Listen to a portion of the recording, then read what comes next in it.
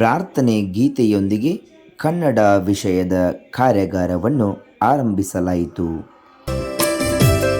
ಶ್ರೀಯುತ ನಾಯಕ್ ಸರ್ ಅತಿಥಿ ವೃಂದವನ್ನು ಸ್ವಾಗತಿಸಿದರು. 100ಕ್ಕೂ ಹೆಚ್ಚು ವಿದ್ಯಾರ್ಥಿನಿಯರು ಭಾಗವಹಿಸಿದ್ದರು.